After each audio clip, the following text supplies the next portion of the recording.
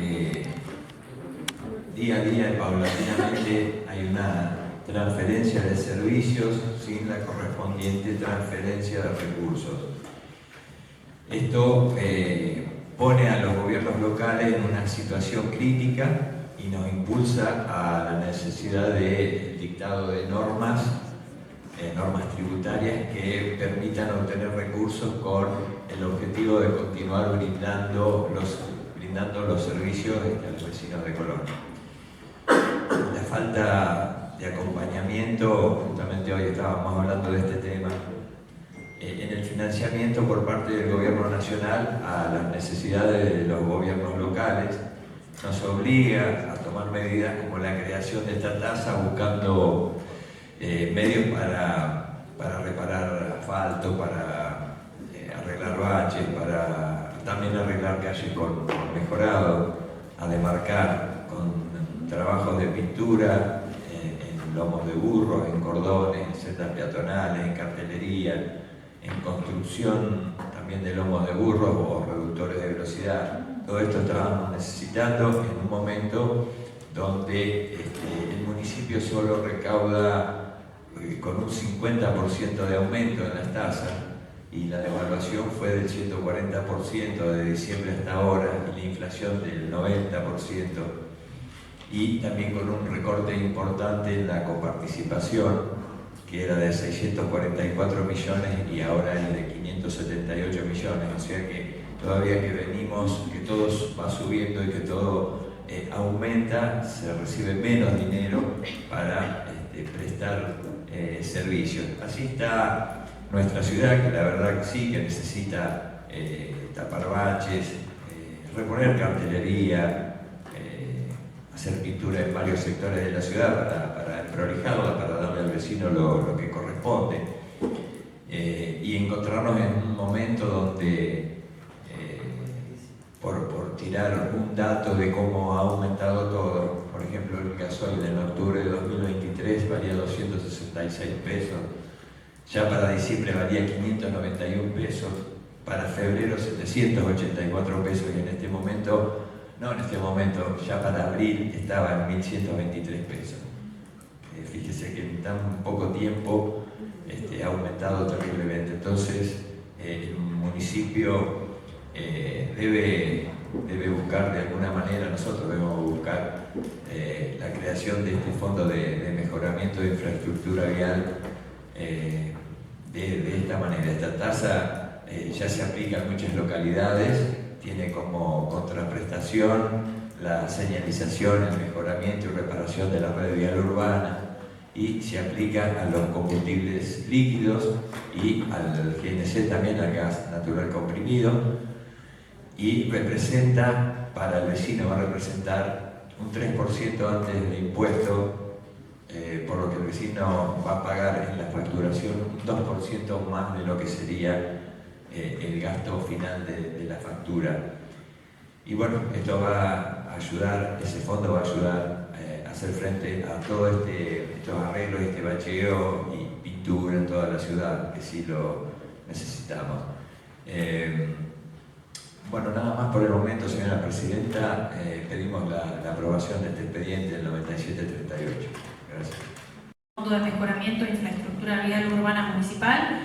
con su consiguiente tasa vial urbana municipal, la cual se establece como contraprestación por los servicios de señalización, modificación, reparación y mejoramiento de la red vial urbana municipal, incluyendo autovías, carreteras y o nudos viales, y que será abonada por todos los usuarios efectivos y potenciales al adquirir combustibles líquidos y gas natural comprimido en expendedores ubicados en la localidad de Colón. Nos vemos obligados a hacer un análisis exhaustivo del tema en cuestión. En primer lugar, recurrimos al principio de legalidad, que constituye uno de los estándares fundamentales para el diseño legislativo en el marco del sistema constitucional. El conjunto de exigencias que este principio requiere han sido asociadas a una de las concepciones del Estado de Derecho denominada legalidad formal. Para esta concepción, las leyes deben cumplir determinados requisitos formales como la generalidad, la claridad, la estabilidad, la coherencia, etc. Por su parte, el principio de razonabilidad es otro de los estándares constitucionales vigentes a la hora de evaluar intervenciones estatales en el campo de los derechos fundamentales. La estructura de este principio genera un espacio de razones que conducen a justificar las decisiones jurídicas que comprometan derechos. En particular, el tercer subprincipio del principio de razonabilidad, esto es la proporcionalidad, permite hacer un balance entre ventajas y desventajas de las medidas evaluadas y asegurar resultados proporcionados.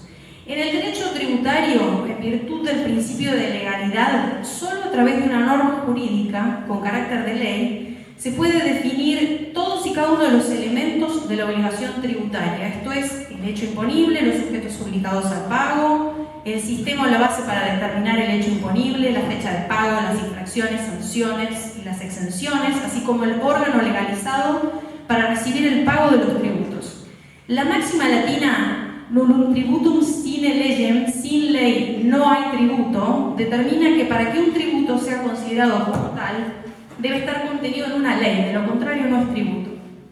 El principio constitucional de la legalidad en materia tributaria implica que la creación, modificación y supresión de tributos, así como la concesión de exoneraciones y otros beneficios tributarios, la determinación del hecho imponible, de los sujetos pasivos del tributo, de los preceptores y retenedores de las alícuotas correspondientes y de la base imponible, deben ser hechas por ley sobre el mandato de ley previa, formal, estricta y escrita. El artículo 18 de la Constitución Nacional, que conserva su redacción desde 1853, consagra el principio de legalidad en su sentido de estricta legalidad. Con respecto al carácter que reviste una tasa, conforme lo dispuesto por el artículo 193, inciso 2 de la Constitución de la Provincia de Buenos Aires, receptado por el artículo 93 de la Ley Orgánica de Municipalidades, deberá ser establecida por una ordenanza especial sancionada con mayoría absoluta de los miembros del Consejo Deliberante y un número igual de mayores contribuyentes de impuestos municipales. De allí que, dada su naturaleza de ordenanza municipal, puede ser impugnada a través de las vías correspondientes. Sin embargo, siguiendo lo expuesto hasta aquí, parecería que dicha tarea siempre resultaría infructuosa en atención a la sentada doctrina de la Corte.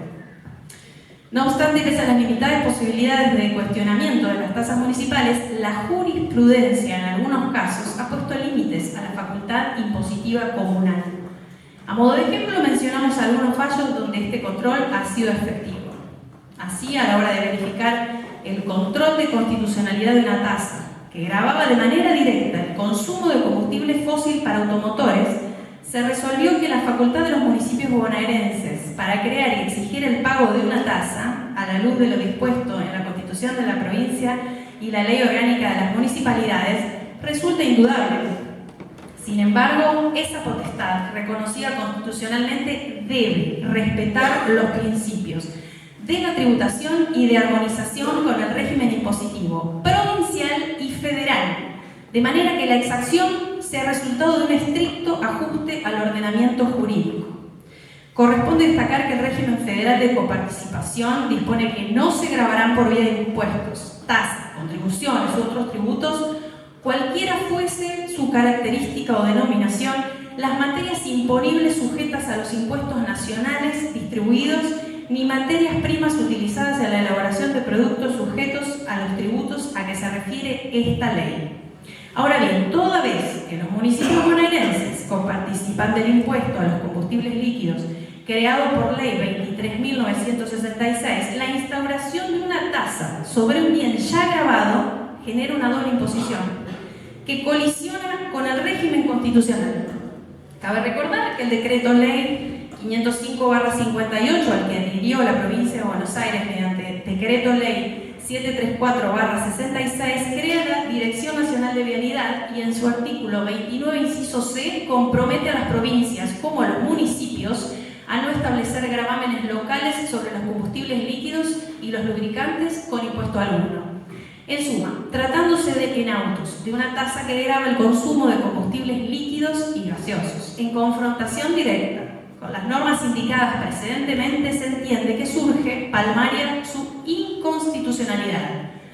Vemos entonces que en el juzgado de primera instancia, en lo contencioso administrativo número 1 de La Plata, con fecha 16 de marzo de 2015, sobre autos caratulados Rizzoli y Walter Wilson y otros sobre Municipalidad de Monte, sobre pretensión declarativa de certeza, causa número 29.220, la justicia encontró inconstitucional una tasa de similares características a la propuesta en el expediente 9738 por superponerse a un impuesto que gravaba lo que ya por ley la provincia había aceptado no gravar.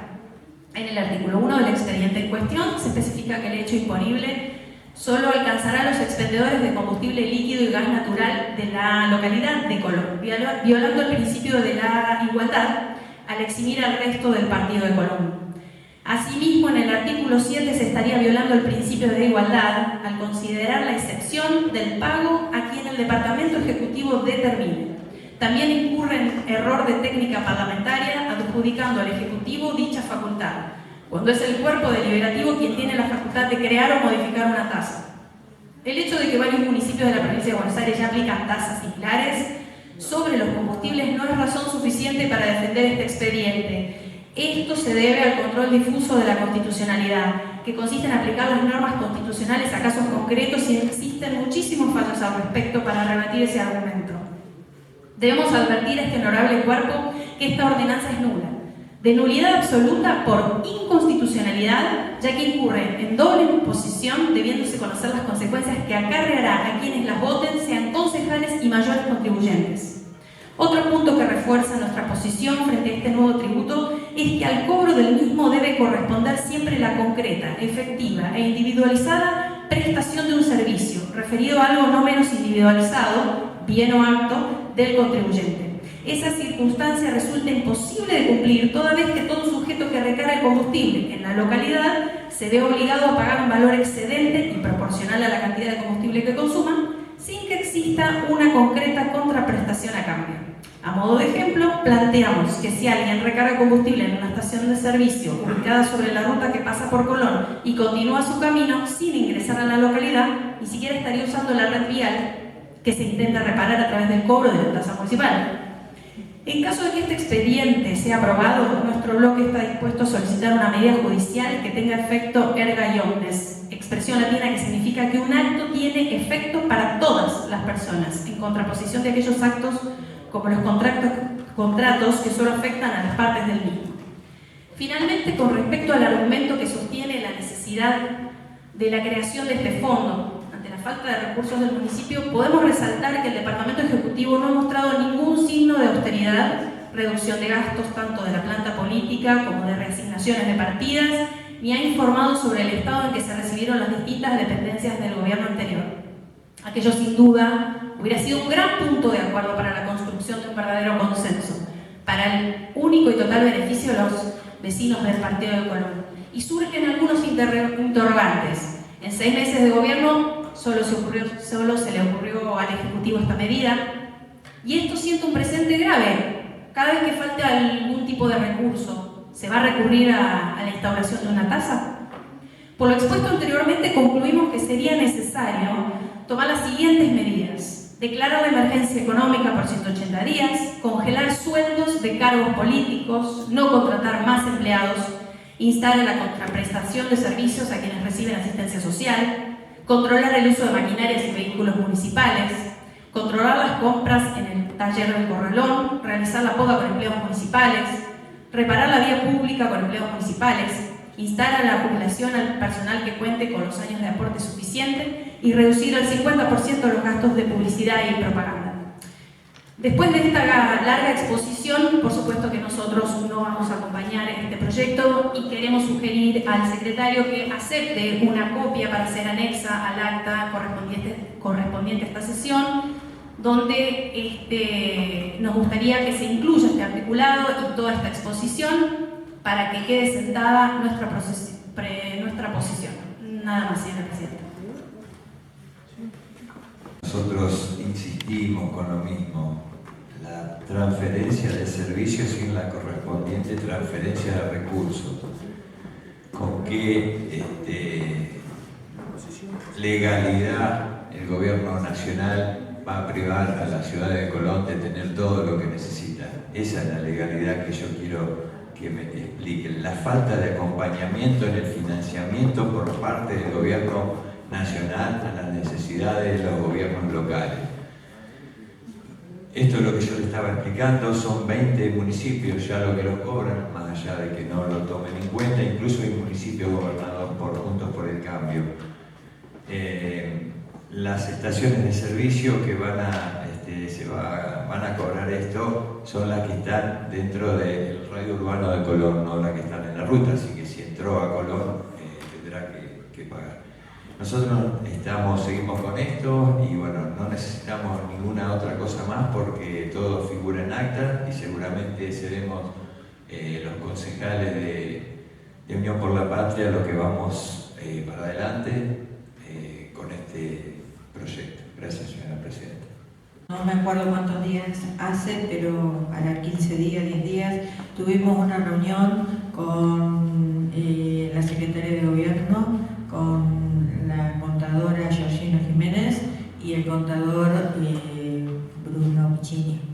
quienes nos explicaron el tema sobre esta aprobación o no del expediente 9.738 y con lo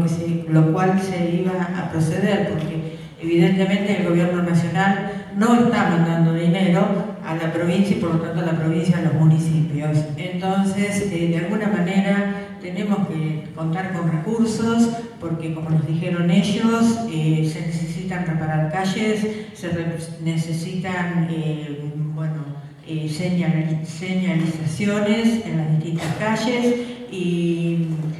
bueno, por todo eso yo voy a acompañar este expediente, el 9.738, porque considero que Colón necesita muchas mejoras en ese sentido y por la explicación que nos dieron lo voy a acompañar. Nada más, señora Presidenta. Gracias. Muchas gracias, concejala Lisa Fra.